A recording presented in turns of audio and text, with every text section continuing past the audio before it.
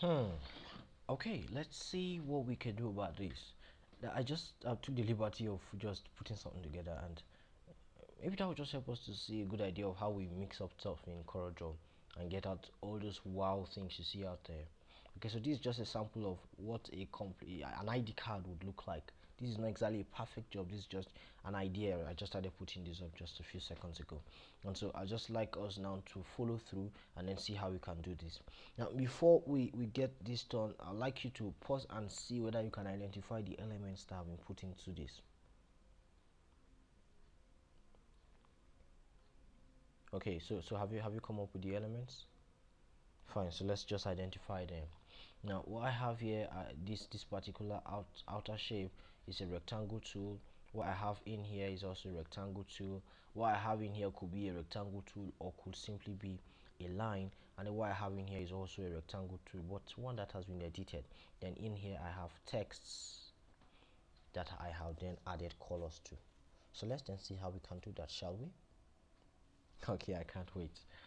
All right, now we're just going to start off with the rectangle tool. I'm just going to draw one there. I'll pick a shape. Okay, that's just a basic shape.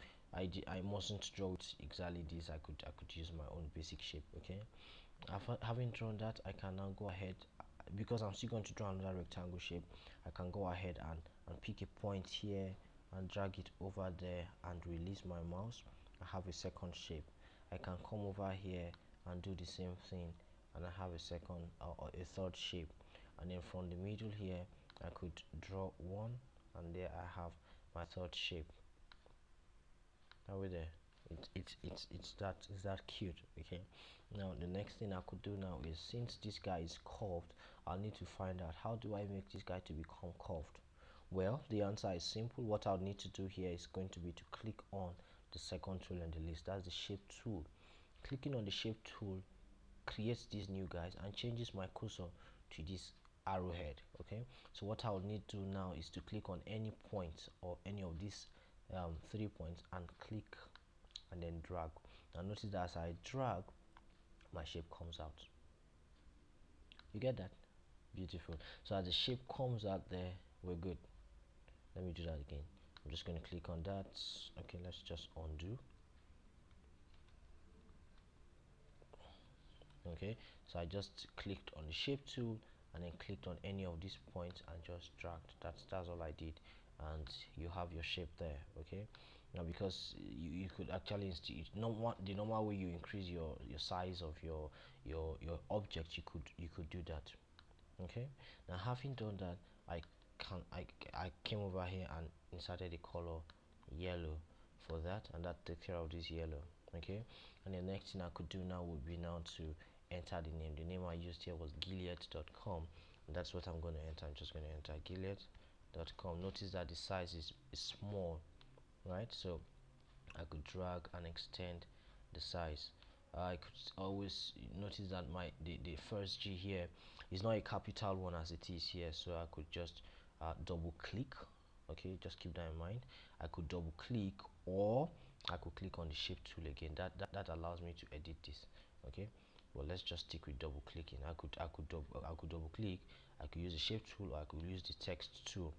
That takes me in there, so that I can now click on this one, remove it, and then hold down my shift key and then press letter G. That gives me a bigger G. Are we there? Okay, let me just pause. I think I'm talking too fast myself. Okay, so I'm assuming that probably you're already there, so I'm just going to take that guy out, hold down the shift key and press G, and I have my G. I can now go over and click on the pick tool. Okay, now to give us a review of what we have in here, I'll need to use or change the font type. This is the font type I used. I'll need to look for it here, and that is in the list here. That's the font type I use, and the name is Anja Eleain. I don't know what that means.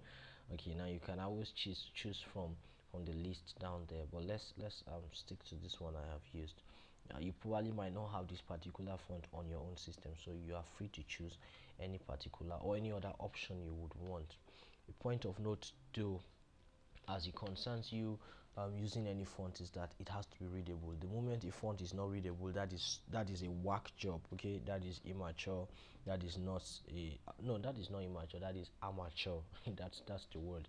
That is amateur. Okay, so your job has to be readable. Once it's readable, it's easier for anybody to work with it.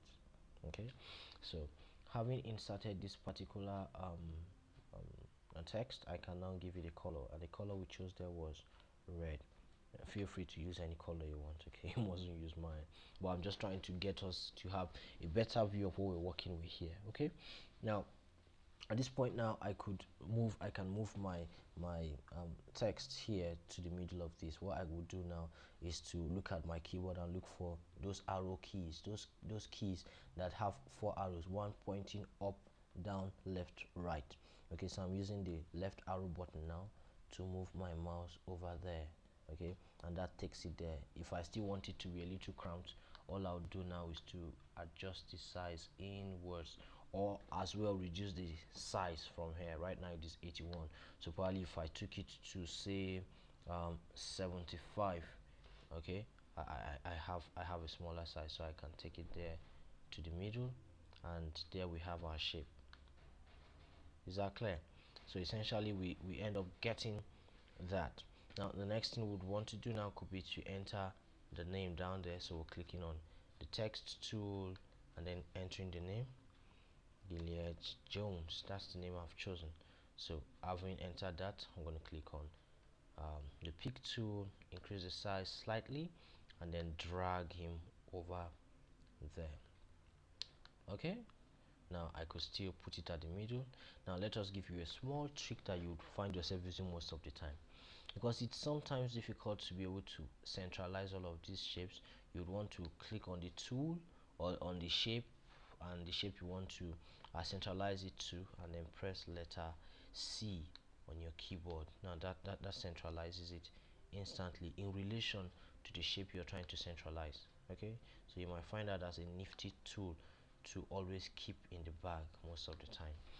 Fine, now having done that, we can now go ahead and then write the last word, which is artists. Now in most ID cards you see people writing, and on an ID card they'll tell you staff ID or ID card, and you wonder what the heck.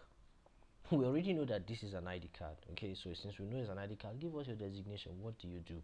And so that's where you see names like manager, specialist, executive, all of those stuff coming in handy. Okay, so you want to keep that in mind.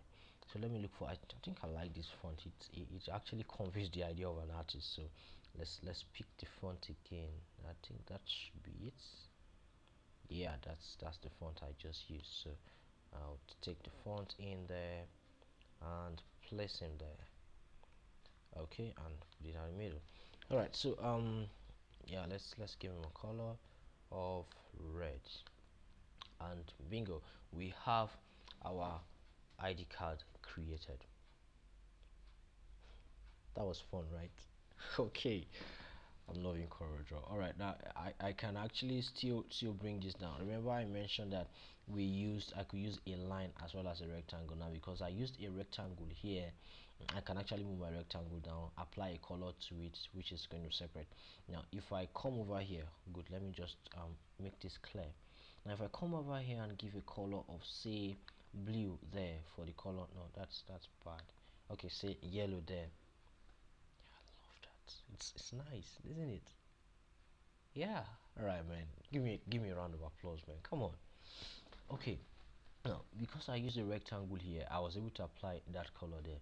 Now, over here, see what happens if I click on a color. So what happened? Why is it that it applied to every other part of this and not just this, just as it happened here? Well, the answer is simple. I used a line here as against a rectangle. Is that clear? I used a line here instead of a rectangle. So because I used a line at this point, I just drew a line. That was all. So what I did was to click on the line tool here, or a freehand tool over there, and just clicked on a point at one edge and took it to the other edge and clicked, and bingo, I have my line there. It's just that simple. That's what I did. Okay, so that's just what happened in that case. So because of that, you cannot give it a color as in to cover this entire area. However, you can actually give a color to the outline of your line. By outline, I mean these lines that are covering this object. Okay, you can actually give a color, and to give a color to that, you would need to right click on the color of your choice. All along, all these colors we've been able to apply to all of these, we left clicked. So in this case, we're going to right click on the color of choice, and that gives us a color we want. Do we get that? Fine. So I can now go on and make sure that everything is in place by putting them together. Notice that I selected all of them and then began to drag them down. Okay, so dragging them down just like puts them in place in a nice order so that I can move around. Now, having done that, I think we're good to go. So I can go ahead now to save my work. So that takes us then to our file menu where we've mentioned before. So on my file menu, I'm going to click on save as. Okay, and then I'm going to give my graphic name a name. Did I say graphic name a name? My graphic file a name. Let's give this name let's say class ID. Okay, and then let's save this on our desktop. Okay, so I'm just going to place it on my desktop, and then I'm going to click on save. Okay, so that automatically saves these jobs to my desktop with the name class ID. Okay, so having saved that, we're good to go, and then we can begin to go into other things. Okay, all right, so at this point now, I'm sure we already have a good grasp of what just happened here. I really encourage that you want to do this again and again and again, and that'll give you a thorough understanding of how the whole workflow goes on. So in the next video, we'll now be looking at how we can do some extra things to this particular ID card to make it standard, and then we can take it from there. So I'll see you in the next video.